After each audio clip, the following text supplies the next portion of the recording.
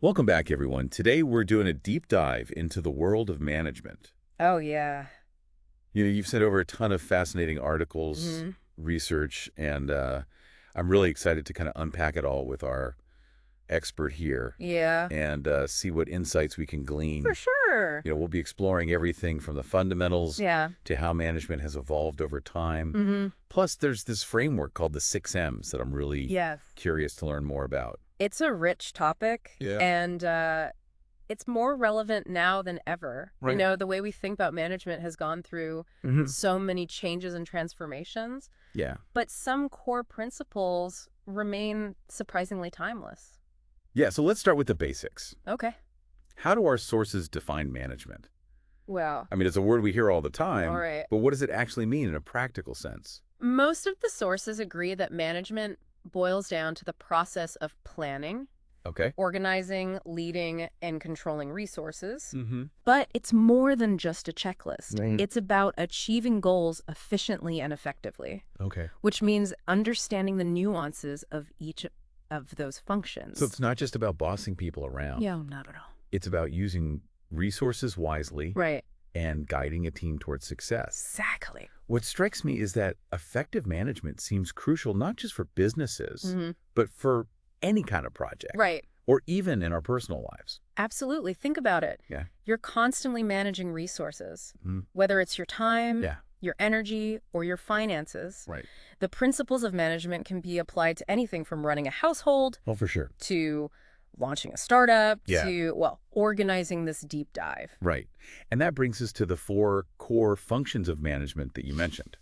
Planning, organizing, Mm-hmm. leading, and controlling. Uh-huh. What I'm curious about is how these functions play out in real-life scenarios. It can't just be about making to-do lists and setting deadlines. It's much more dynamic than that. Yeah. Take planning, for example. Okay. Effective planning isn't just about setting goals. Right. It's about anticipating potential roadblocks, Mm-hmm. understanding dependencies, Okay. and developing contingency plans. Oh, wow.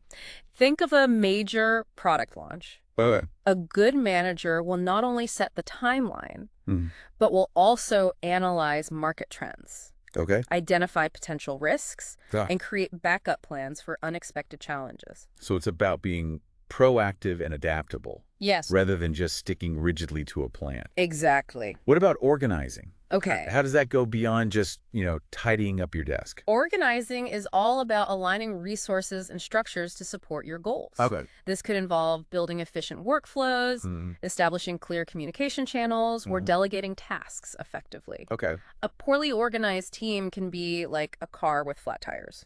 It might have the potential to go fast, Yeah. but it won't get very far. So it's about creating a system that enables everyone to work together smoothly Yeah. and efficiently. Uh-huh. That brings us to leading, Okay. which I imagine is much more complex than just giving orders. Leading is about inspiring and motivating people towards a shared vision. Okay. It's about building trust, Mhm. fostering collaboration, Yeah. and empowering individuals to do their best work. Okay. A truly effective leader isn't just someone who tells others what to do, Right. but someone who inspires them to want to achieve something great together. That's a powerful distinction. Yeah. It's not just about authority, Right. but about influence and shared Exactly. purpose. Exactly. Now, the last function, controlling, always Mhm. makes me think of being a control freak. Uh-huh. But I'm guessing there's a more nuanced definition within management. Of course. Controlling isn't about micromanaging or Right. stifling creativity. It's Ah. about setting performance standards, monitoring progress, Right. and making adjustments as needed Right. to ensure you're on track to achieve your goals. Okay. Think of a chef who regularly tastes the soup while it's simmering, Okay. adjusting seasonings to make sure the flavors are perfectly balanced. Okay, so it's about maintaining quality and keeping things on course, Yes, not about being a dictator in the kitchen or the workplace. exactly. So we've got these four core functions. Right. But who's actually doing all this managing?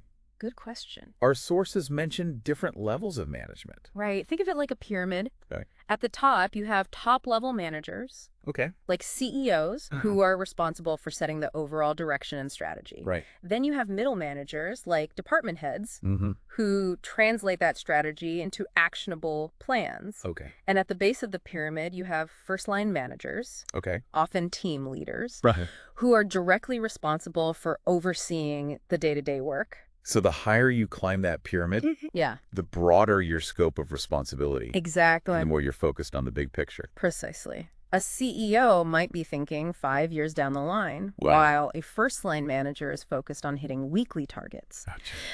But regardless of their level, all managers play certain roles, which fall into 3 categories: interpersonal, informational, and decisional. What kinds of roles are we talking about here? For instance, in an interpersonal role, Okay. a manager might be a leader, motivating their team. They might also be a liaison, Okay. building relationships with other departments or external stakeholders. Right. In an informational role, Okay. they might be a spokesperson, communicating information to the public or to employees. Right. And in a decisional role, they'll be a resource allocator, Okay. deciding how to distribute time, budget, and personnel. So even within a single management level, Yeah. there's a lot of variety in what a manager might actually be doing day to day. Oh, absolutely. It seems like a pretty dynamic field, wouldn't you say? Absolutely. And the way we think about management has also evolved drastically over time. Yeah. Our sources take us on a fascinating journey through different schools of thought, Yeah. starting with classical management theory, which emerged during the Industrial Revolution. That makes sense. With the rise of factories and mass production, Right. you'd need new ways of thinking about efficiency and control. Exactly. What were some of the key ideas of this theory? Think of figures like Frederick Taylor and Henri Fayol, Okay. who were obsessed with optimizing processes and maximizing output. Right. Scientific management, for instance, Okay. focused on using time studies and standardized procedures to boost productivity. This is where we get ideas like the assembly line. While efficiency is crucial, Right. this approach seems to overlook the human element, wouldn't you say? You're right. Didn't that lead to problems down the line? You're absolutely right. Yeah. Treating workers like machines led to dissatisfaction. Right. And it became clear that human behavior and motivation play a huge role in productivity.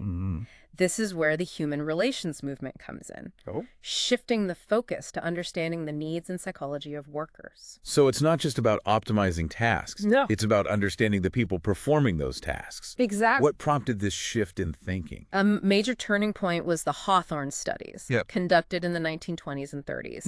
These studies found that social factors like feeling valued and part of a team can have a huge impact on worker output, Oh, wow. sometimes even more so than physical working conditions. Yeah. This was a radical idea at the time. So it's about creating a work environment where people feel motivated and engaged, Yes, not just like cogs in a machine. exactly. That seems like a massive shift in thinking about management. Absolutely. And it opened the door for further developments, Okay. like behavioral management, which delves even deeper into individual psychology and motivation. We also see the rise of quantitative management, Okay. which applies mathematical models and statistics to decision-making. So it's becoming more nuanced and data-driven.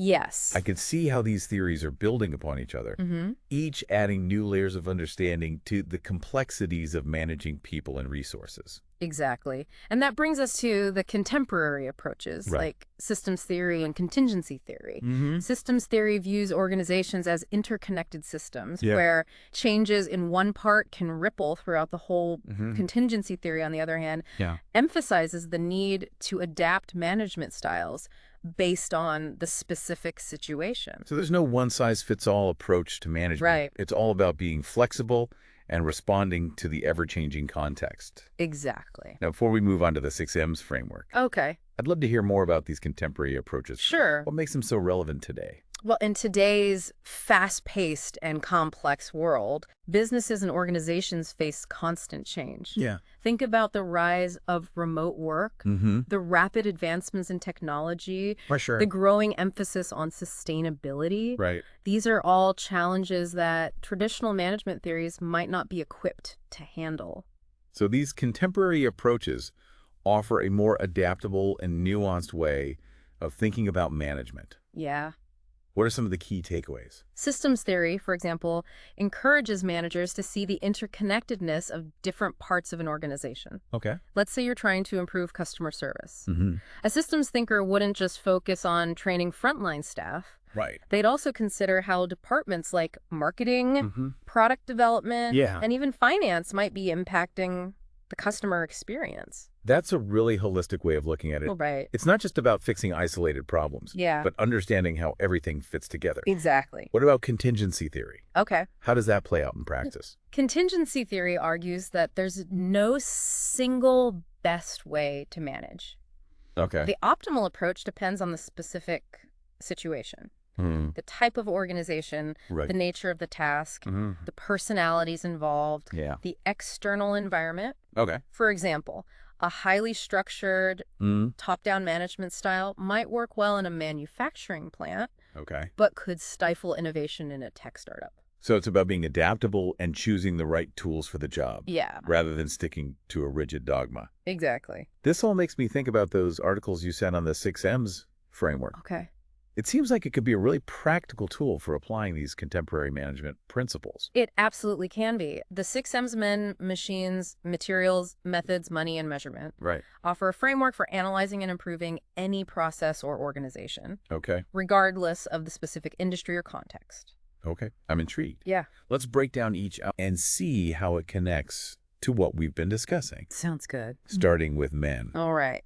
Though I have to say, the name feels a bit outdated. I agree. It's important to remember that this framework was developed quite some time ago. When we talk about men, we're really talking about the human element. And the people involved in the process, their skills, their motivation, their relationships, their potential. So it's about recognizing that people are at the heart of any successful endeavor. Exactly. Whether it's a team project, a business venture, or even just achieving a personal goal. Exactly. And this aligns perfectly with what we were just discussing about the human relations movement and the importance of understanding human behavior.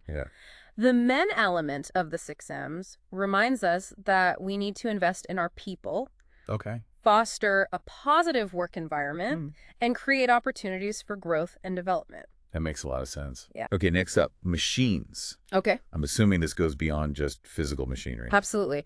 Machines encompasses all the tools and technology that support your process. Okay. This could include software, equipment, infrastructure, even automation systems. Wow. In today's digital age, the right technology can be a game changer. For sure. Helping you streamline operations, improve communication, and gather valuable data. So it's about choosing the right tools for the job. Yeah. And using them effectively to maximize efficiency and productivity. Exactly. What about materials? Okay. I'm guessing this goes beyond just physical materials, too. You're right. Materials encompasses all the resources you need to create your product or service. Okay. Whether those are tangible or intangible, think raw materials, data, information, even intellectual property. Okay. It's about ensuring you have access to the right resources at the right quality and at the right time. Okay, so it's about managing your supply chain effectively. Yes. And ensuring that you're not running out of essential ingredients. Exactly. Whether those are physical components or ideas. Right. What about methods? Methods refers to the processes and procedures you use to get things done. This could include workflows, communication protocols, production techniques, decision-making frameworks, anything that helps you achieve your goals in a systematic way. A well-defined process can make all the difference between chaos and smooth operation. So it's about having a clear roadmap for how things should work. Yeah. Minimizing errors. And ensuring consistency. Exactly. This makes me think about those massive online retailers who can deliver packages across the country within a day or two. They must have some incredibly refined methods in place. Precisely. And that level of efficiency wouldn't be possible without careful attention to all the 6Ms. Wow. Now on to the ever-important money. This one seems pretty self-explanatory. Yeah. But I'm guessing there's more to it than just having a big budget. Right. It's about being financially savvy Yeah. and making smart decisions about how you allocate resources, right? Exactly. Money is about managing your finances wisely, controlling costs, Right. making sound investments, Mm-hmm.